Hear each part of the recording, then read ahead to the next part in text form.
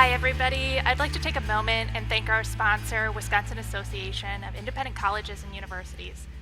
WACU is the official organization of Wisconsin's 23 private, nonprofit colleges and their 54,000 students. They're a private organization, but they're a public service. I'd like to specifically thank President Wiganke for being here today and sponsoring this panel. Thank you.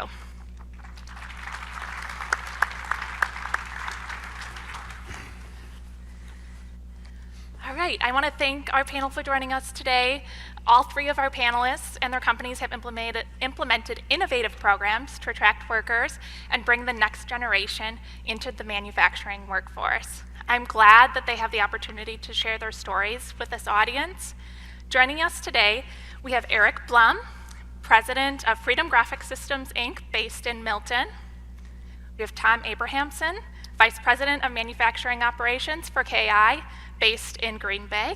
And we have Carrie Strobel, Chief Human Resources Officer at Green Heck Group, based in Schofield. In our Wisconsin 2035 report, as you just heard from Wade, we highlight the top issue for the Wisconsin business community is workforce and the need to attract new workers to our state. I think that's a great place to start with this panel. In 2018, Governor Walker started a talent attraction program that was a joint venture between WEDC, Department of Tourism, Department of Veterans Affairs, and DWD. Unfortunately, this program was stopped by the Governor Evers administration. In WMC's summer 2021 survey, 73% of employers supported restarting this program. Now, I want to ask our panel, why is a state-level attraction program important for Wisconsin businesses?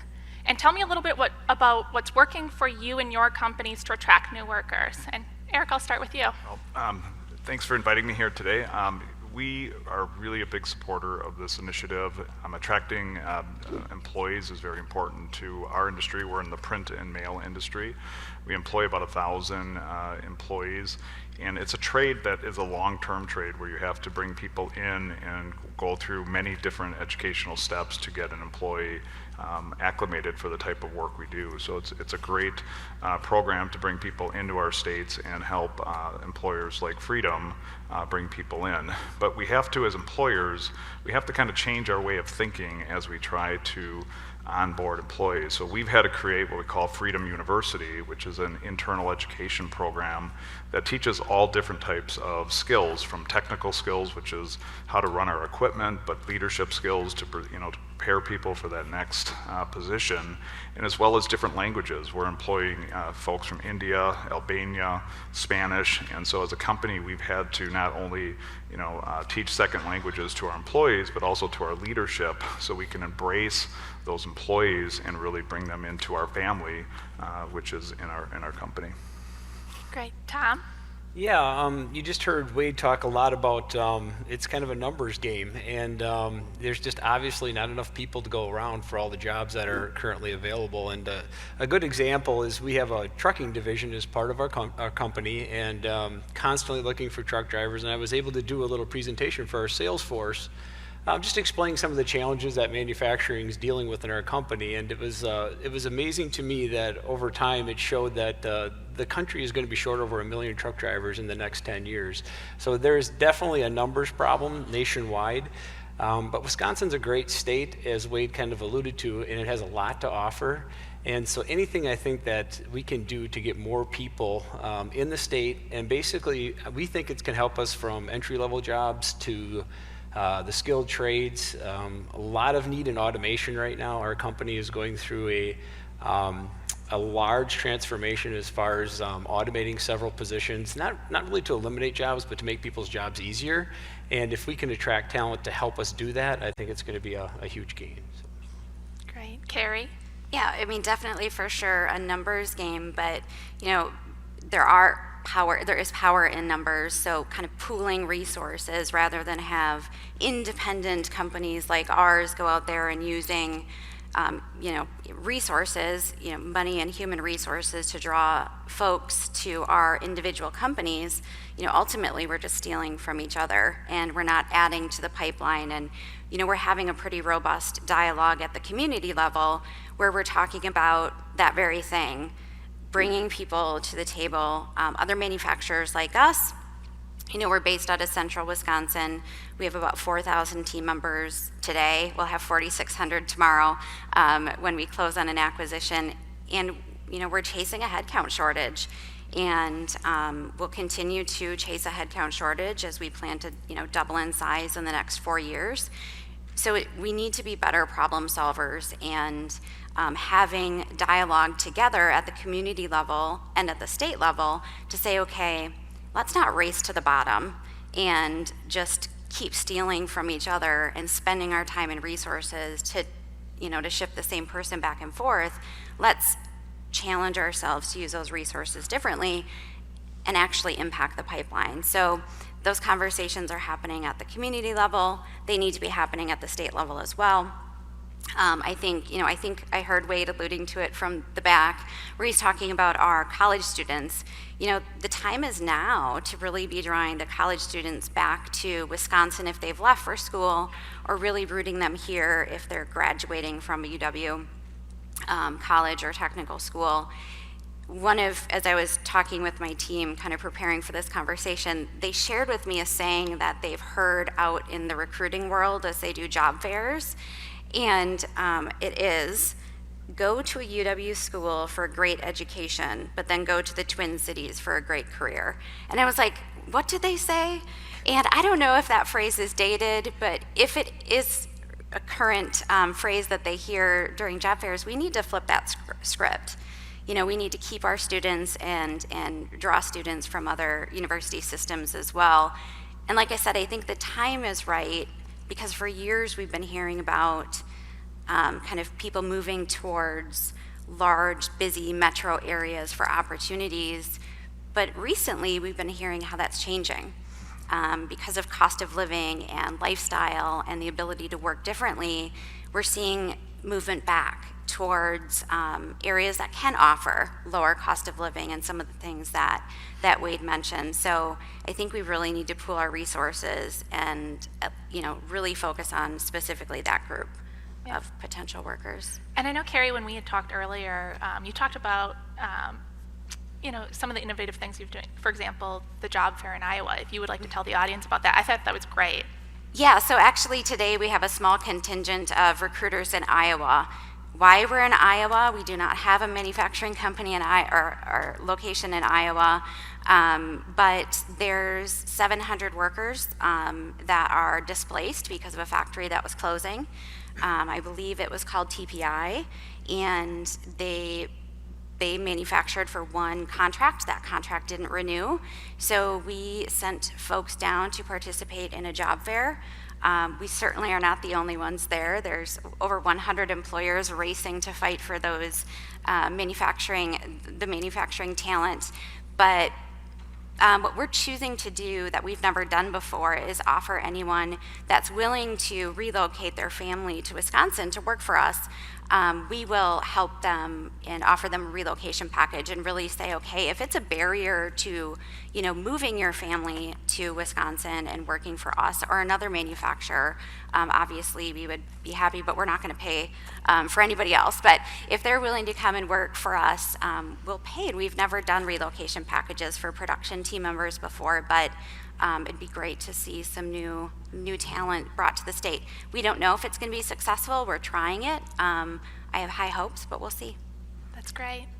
And now, Eric, too, you mentioned when we talked earlier, just how bad the workforce problem is for you in your acquisition. I think it would be interesting for you to share with the audience, too, what you guys did. Yes, pre-pandemic, we were we worked with the Wisconsin Economic Development Committee to add an 81,000 square foot building to our Milton facility to add 250 jobs, to our state. As we went into the pandemic, we never really thought that when we come out of the pandemic that we were going to have the labor shortage that we've all been facing.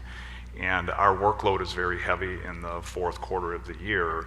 And so in order for us to meet our labor needs for our clients, we ended up acquiring a company in Naperville, Illinois that was very distressed, and we literally bought the assets of the company, took over the lease and hired their 90 employees, but that did not take one customer along with us. And it was a play to literally move our work from our Wisconsin, Texas, and we have a plant in Illinois, to that facility just to meet our labor needs. So that was an example of really trying to handle labor, and we weren't able to get it out of the state of Wisconsin, so we had to do an acquisition of this size, and we did it in roughly 14 days, which is amazing if anybody's ever done an acquisition to try to, do all of that in that short period of time. But that shows the level of commitment we are to solving the employment issue. But now we're back to, we have an 81,000 square foot building in Milton, and we want to bring 250 jobs into that plant and continue our plans that we started 2 years ago. Yeah. And so attraction is really important, but obviously you need to retain your current employees too. Can you guys tell us a little bit about how you're retaining current employees, and maybe too how the pandemic changed your retention efforts? And Tom, I'll start with you. Yeah, this year we had to implement 2 different wage increases, which were needed, but it did 2 things. It really did help attract new talent to KI, and it also took care of a lot of our people to keep them. The other thing we really focused on was focusing on different diversity groups in the Green Bay area. Something we typically didn't do, and we did that by really advertising in different ways that we never did before. There's some very culturally diverse publications that we advertised in. We put bulletin boards up, or we put billboards up in different areas of the city that we never looked at. And believe it or not, church bulletins can be a nice way to attract people and have them look at your company. But the biggest thing that I think had the biggest impact was looking at referral bonuses. We asked ourselves the question a lot about, we have a good culture, people enjoy working here, we have long-term employees, why are they not referring people? And it really came down to, when you have a friend or relative, you have to be really comfortable with that relationship to bring them into your place of employment. And so what we did is we offered a week's worth of vacation for any successful referral, and that had a huge impact. The next step to that is hopefully the people that will go on vacation, we're going to ask them for some pictures, and we're going to do a little publication internally to show what they did on their week of vacation. So we've got it's been successful so far, and I'm excited to kind of see where that will take us. That's awesome. That's a great idea. I love the church bulletins too. I've never heard of that. Carrie? I'll have to check on the church bulletins. I don't know that we do that. Specific to retention, we're very fortunate. We obviously track our turnover and retention, and we're fortunate to have half of the industry national average, but it's still very, very painful when you are chasing a headcount gap and you have to spend time re-recruiting for the same role. So it's all hands on deck as far as retention. We're also, kind of transitioning from an annual compensation review to more frequently. The market is changing. We have to make sure we're remaining competitive. Just taking a look at total rewards and recognizing it's about a value proposition that you don't get to define what value is placed. So it's really about understanding your team members and the value they place on certain benefits. Specific to maybe just something that we're doing new to try, again, we're doing all of the traditional things, but having to innovate in the HR space as well. We like to steal from Jim Collins when he talks about firing bullets before cannonballs. So we're firing a lot of bullets right now, and one of them is we just hired a role called a retention coordinator. So if we look at our production team members and analyze where we're seeing people leave, either voluntarily or they're just not making it, it's in those first 60 to 90 days. And once we get them past that hurdle, they're with us. And so we hired a retention coordinator. We've chosen a few new hire classes as kind of the control group, and she is going to have no other job but to be high touch with those new team members. She's an HR professional. She'll go out and meet with every single one of her in her cohort once a week for 30 minutes for the first 4 weeks, and then spacing out a little bit through their 90 days, and making sure, do you know how to punch in? Do you know how to punch out? Do you know the attendance policy? Do you know who your supervisor is? Do you know how to call off sick? If they don't show up from work, they're going to get a phone call from her. So we're seeing if we can impact that first period of time and get them over the hurdle, and then we'll reevaluate and find out if we're seeing any difference in retention. And if we are, we'll double down, because we know how much it costs every day that a production position goes unfilled, and every week and every month, and those are real dollars. So I talk to our business leaders about ROI and investments, and we'll hire 10 more of her if it's effective in curbing that turnover challenge that we have at the beginning. And I think one other thing just to highlight, a little bit about attraction, a little bit about retention, and a little bit about adding to the pipeline is we initiated a program about 3 years ago called Move to Manufacturing.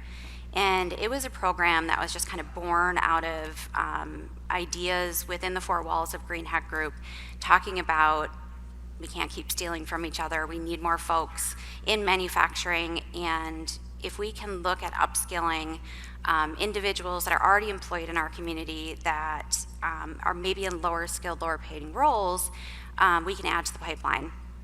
So we reached out to our partner at the technical school, and we helped fund the program, and we helped design the program, hire facilitators, and really advertise to say, look, you have a job, we get it. You're not going to leave your job to try manufacturing. But you have an opportunity to learn about it and see if it might be a fit for you. So here's a way to do free training, 8 hours online. If you still think it's a fit, 20 hours in a classroom at your own schedule. We set up a shop at NTC. We have an instructor, there's modules, they can work through it at their own pace.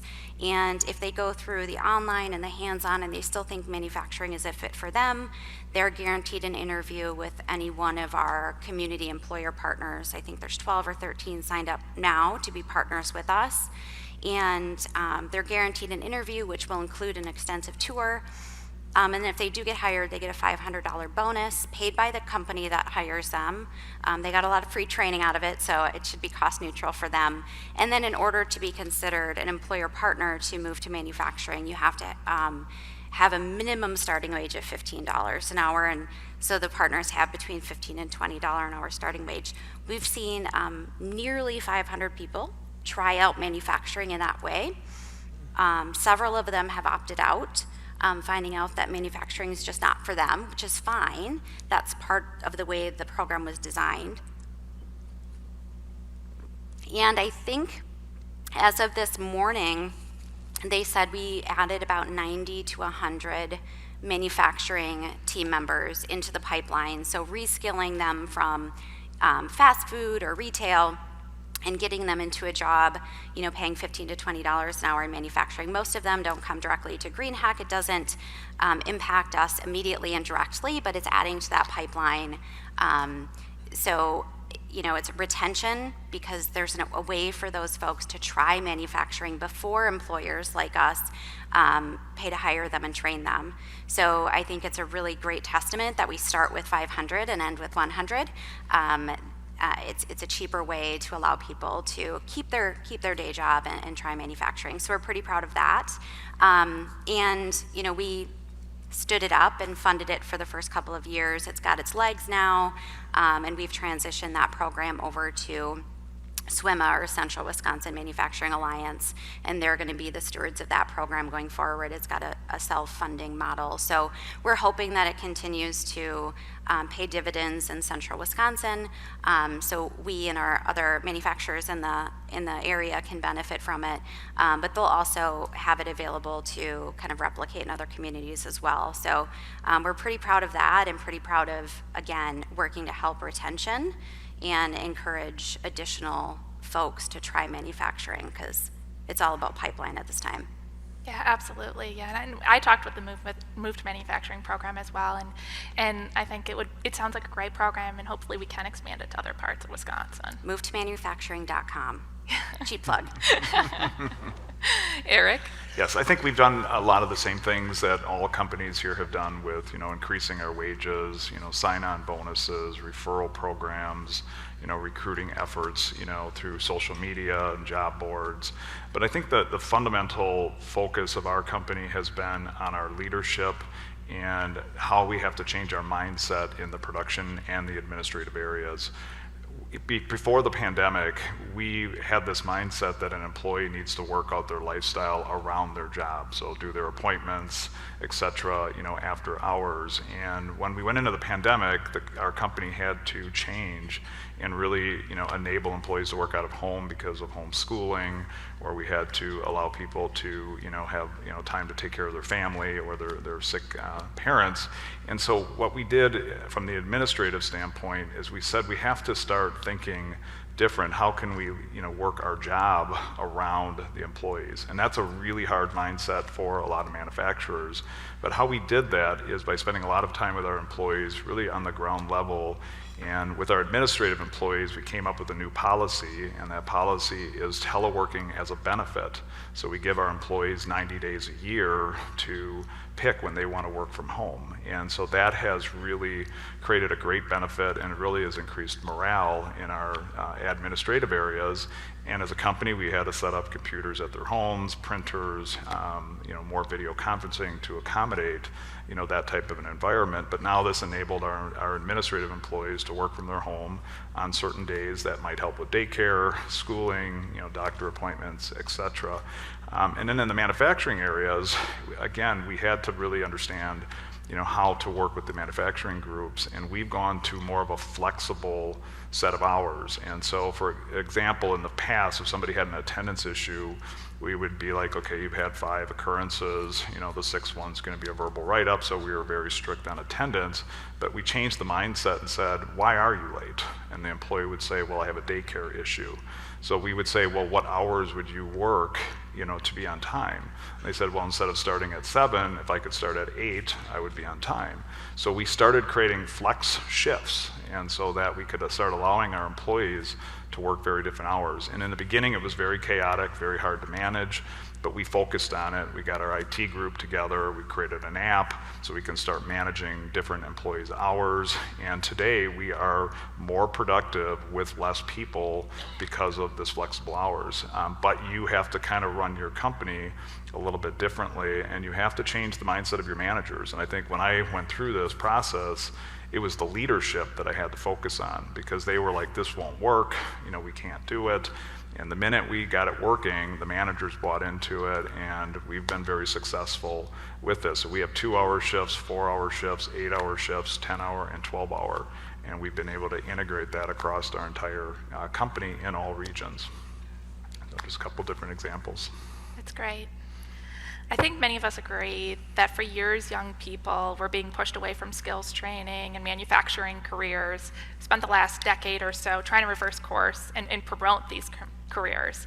Do you think it's working, and how can we improve upon these efforts? I'll start with you, Carrie. Thanks. Yeah, I definitely think it's working. I, could really brag up our school districts that we partner with. I think we're very fortunate that, especially in our central Wisconsin area, that we're surrounded, our 3 largest school districts. We have a long history of partnering with them. So we're very integrated with our districts, and we work together a lot on how to talk about readiness, and they already use the words redefining readiness, and we're already talking about it's not college readiness, it's career, college, and life readiness, and we leverage each other, and we see, DC Everest, for example, which is the school nearest to us and the largest district that's kind of in our immediate area. They passed a pretty significant referendum a few years ago. A lot of the dollars went to tech and business programs. They engaged us in choosing the equipment that went into their tech labs. Our machine design and development folks, the ones that procure, our engineers, and building out those spaces. And they're constantly on campus, and we're constantly in the schools. And, we recognize that we can't just demand kind of a product, if we can refer to students as products. We can't just demand a product from our education partners. We have to be willing to invest in that, and not all districts are prioritizing it the same, able to fund it the same. It really does depend on the school district and the school board, and availability of resources, but we have resources. Financial resources and human resources and expertise. So we're willing to fill in the gaps. We're willing to get to the teachers and the counselors, and we try really hard to get to the parents, and just kind of reshape thinking and spark interest. But we consider it part of our job to make sure that they can continue down that journey. 1 in every 7 students in, kind of in our combined school districts is a child of one of our employees. So they're our kids anyway, and we want to make sure that when they go to a counselor and they express interest in a career in, manufacturing or skilled trades, that they're not discouraged because the counselor doesn't know what that means or the parents don't know what that means. So we have a really open door policy to make sure that, it's a solution that we're both investing in. Yeah, I think that communication is really important, and I think that's great for everyone in the audience to hear as well. We have school buses showing up tomorrow, as a matter of fact. Michelle is rolling in with WMC's Mini Business World tomorrow. I think we're going to have 50 students on campus. And I'm really excited. One is DC Everest, which we have a strong relationship with, but 2 are districts that are a little bit further out. So I'm excited to meet those teachers and staff that come with the students and start building that relationship with some of our smaller schools. But of course, before they break up and Michelle's program takes over, I'll introduce them to industry and careers. And we can't walk them through the shops and like we like to right now with COVID, but we'll definitely show them videos and show them some of the cool robotics and things. So anytime we can get our hands on students or staff or parents, we're all for it. That's awesome. Tom? Yeah, I do think it's working. We're seeing some real good success in a lot of our apprenticeship programs, especially for our skilled trades, our tool and die, our maintenance mechanics. It's been working well. Through our partners at Northeast Wisconsin Manufacturing Alliance, they have a draft day, which is really kind of fun. It's an apprenticeship draft day where they invite different businesses in, and they have a group of students that are interested in working and getting involved in their apprenticeships, and you can kind of draft students. It's really a win-win for both the companies and the students. We'd really like to kind of see that expanded for entry-level jobs. So that's one thing, I think, just that engagement. The other thing we do is we do a lot of videos for the different school districts just to let kids know what's out there. A lot of times it's amazing how many times you ask somebody in the community about do you know what we do there? And no, they're like, yeah, we ride by that building, several times a week, and we have no idea what you're doing. So it's really getting your name and what you do out to those school districts, and videos are a great way of doing that. We have testimonials with our current employees, just talking about what they do, why they like to work there. And then obviously we do a lot of other things. We do tours, we do mock interviews. So it's really that engagement with either your alliance, through your alliance in the school district, which I think really helps bridge that gap for businesses, because both groups are very hungry for that engagement, I believe. Absolutely. Eric?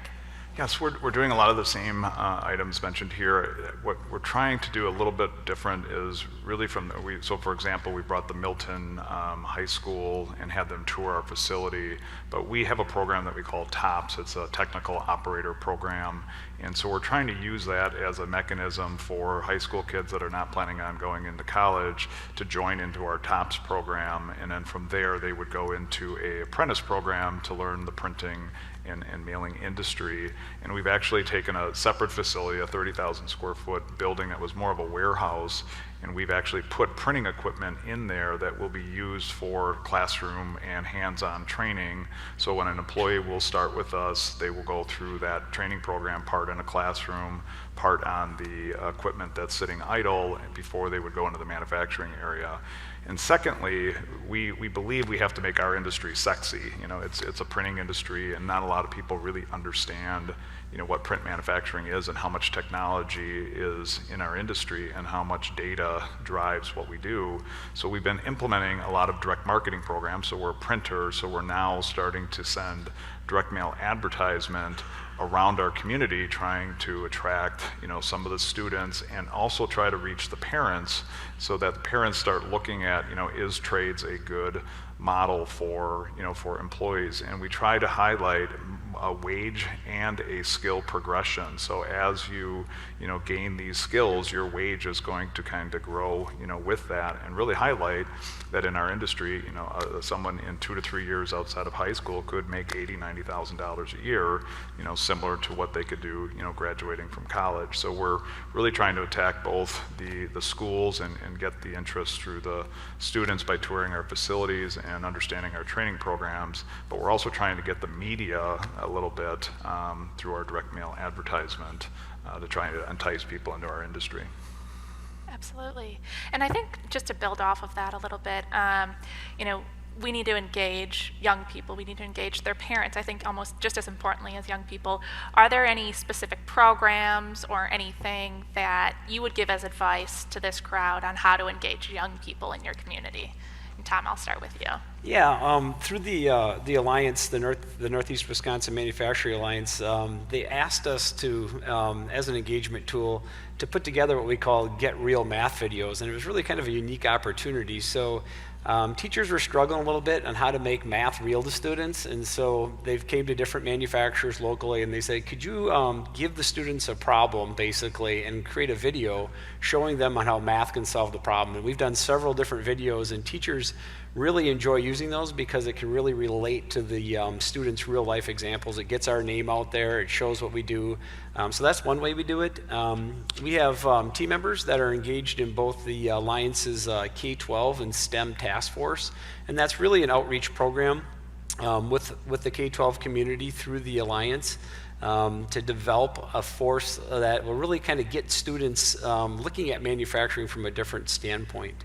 And the last one that I really think I'm probably the most excited about is the Green Bay School District starting a School of Innovation charter school with local businesses, and it's going to be very similar. Some of you might have heard of the GPS program, which we participated in about 5 years ago, which allows students, a lot of these students maybe on the verge of not graduating, or maybe learn in a little bit different manner. They learn more with hands-on and doing than they do in the classroom setting.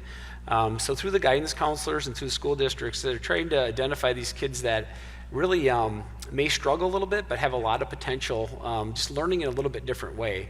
And what it's going to allow the kids to do is go to school, hopefully on site at our facility for 4 hours, and then actually go work for the last 4 hours of the day. And we did something similar, and it was very win-win for not only the students. We ended up hiring about 50% of those kids, but also for our team leaders. It was a real good development and kind of a give back to a community program for our team leaders. They found it very rewarding that they could help these students learn real life skills. So again, it was a real win-win.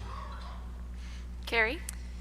Yeah, so I can think of a few maybe examples just to highlight some different opportunities, but I think the advice would be to engage, and you don't have to have it all figured out to start, and it doesn't have to start kind of this big, well-developed nationwide program. Two that I would just like to highlight is we actually had DC Everest come to us with an opportunity to engage students that may otherwise have barriers to employment. So these students are in DC Everest Special Education Program. They're between the ages of 18 and 20 years old. They're in the final year of high school, their senior year, and they really wanted to focus on vocational opportunities and training and practice and kind of quote unquote in the real world. So, there's some nationwide programs that are available to kind of tuck under, but it required it to be a certain size, and, we're a mid-sized employer, they're a mid-sized school district in the grand scheme of things. So we just got together and developed it ourselves. So it's a partnership between Green Hack, Northern Valley Industries, which is a vocational workshop that we've partnered with for many, many years. One of our founders of GreenHack helped establish Northern Valley Industries, and there's subcontract manufacturing, and 95% of what they do there is for us. So we have a long partnership with them and the school district. So it's of the three of us, and we have 6 students that are going to school every day, meeting with their teachers for a short period of time, getting on a bus and coming to campus. And they are working for us all day. They're getting paid, they have a job, they show up in uniform, on time, they're learning, they're in manufacturing, they're in maintenance, they're in facilities, they're in the mailroom, and they're working all day, and they're gaining confidence and they're gaining skills. And I'm hoping their parents are learning that maybe assumed barriers to manufacturing type roles aren't necessarily barriers. And the teachers are, of course, on campus while they're there, and Northern Valley is supporting. But it's just the coolest program, and it's called Get Academy. It's GreenHack Everest Transition Program. We introduced the concept to our supervisors. I agreed we could do it on campus, but I wasn't going to make any supervisor take on that responsibility. We would only take them on if we knew we could have a good, safe experience and they could learn. And I was so proud that all of these supervisors showed up for the information meeting, and we actually had more departments wanting to engage with these students than we had students. So it's a fantastic way, I think, to continually look at maybe not the traditional interactions with the tech classes or the business classes. There's a lot of ways to engage differently. So that program we're really proud of. And it's in its first year. The students are about to switch from their first rotation to their second. So they'll do a different job the second half of the year, the school year. So that's going well. And I think the other fun one that just shows that it can be just kind of a conversation between industry and education is we kind of live and die by innovation. Our other co-founder, his favorite thing to say is innovate or perish. He has it on his hat, and he's in his mid-90s and still focuses on innovation more than where we've come from. But so we have an innovation expo. It's an internal thing. It's for all of our teams that have done something cool from across the country. We get together and kind of host our own trade show so we can brag to each other. It's a lot of fun, and great networking and collaborating between teams. And we did it for a few years, and then we looked around and were like, why aren't our students here? Like, this is so cool. We're jazzed and we work here. Like, why aren't our students here? So we called up our education partners, like, we have an idea, come, we want to talk to you. Right after, and said next year we want to include the students. So we figured out how to make that work, and much like the example, they said they learn better with real world. So we said, okay, bring them on campus as soon as school starts again next year. We put them in a room and we said, here's a box with a fully assembled fan. It's a ceiling fan so you can carry it. And here's a box with all of the components loose. There's a set of drawings and a bill of materials, and here's a mentor. Your assignment is to take cost out of the product and think of a feature, and then come to the Innovation Expo, and you're going to present it to judges, and you're going to compete. And our mentors went to their classrooms once a week for several months to help them, and they presented. They were mixed in. We had professional engineers at one table and then students at another table, and they won prizes, and the schools won cash for their programs, and it was really fun, and the kids were completely jazzed, being able to go through bill of materials and product cost and have a mentor that wasn't their teacher, and but then we looked at each other and we said, where are the parents? Like, we kept missing big things. So we of course didn't hold it this year because of COVID, but next year hopefully, we will definitely be involving the parents too, because again, we don't just want the students excited, we want the teachers excited and their parents excited too. So those are just things that just kind of happen if you're just watching for it. Yeah. Sometimes I think the biggest barrier to entry is parents. And so I think it's so important to get them involved too and see that manufacturing isn't what they think it is. Right. Yeah. Eric? Just to add to the panel, we've really focused on social media to try to target the younger audience. And you kind of look at our company, we're a long tenure company, started in 1986, so we're dealing with an aging population, and it seems like every week we're having a retirement party for the people that have been with the company. So we have a great company that people stay at, but now we need to really focus on bringing in younger, newer talent. And looking around the room, with the management team, a lot of people look like me. They're in their 50s, and we're not the best in social media. So what we did is we hired an outside firm, very young individuals, to help us recruit. And so far it's working very well, getting people in the door, being introduced to our company. So the recruiting is working with Facebook and Instagram and some of the other channels, but the retention is where we're struggling right now, and that's really kind of our focus. And some of the things that I mentioned earlier, are built into that strategy is, how do we, now we're getting them to walk in the door, how do we again make our industry look very attractive, short and long term, and what are the initiatives that we can do. So recruiting, I think, is a very important part of getting to that younger audience. Yeah, and I think we talked about too how you can get a young person in, but they'll only be there for a year or two, and then they move on, if they last that long. Give it a month. Yeah. Yeah. Well, quickly, we just have a couple minutes left, but is there any advice as executives throughout the state of Wisconsin, is there any advice that you would give to students? And it could just be something quick, some insight, something like that, but as they're looking for their future careers, what advice would you give them? And I'll start with you, Eric. I think it would be to have an open mind to the trades and really do your research before you make that decision, and try to look at the different opportunities in your community. Great. Tom? Yeah, I would just say, explore all options after high school. There's so many opportunities for kids nowadays, and just, keep an open mind. A lot of businesses have education reimbursement. It's a great way to get your foot in the door, get your education paid for, and a lot of companies like to promote from within, and that's going to continue because there's simply not people from the outside, and if they've got a known potential leader, it's a great way to grow the company and to grow your career by just starting out at the ground level, working hard, get your education paid for. So I would say explore all opportunities. Great. Carrie?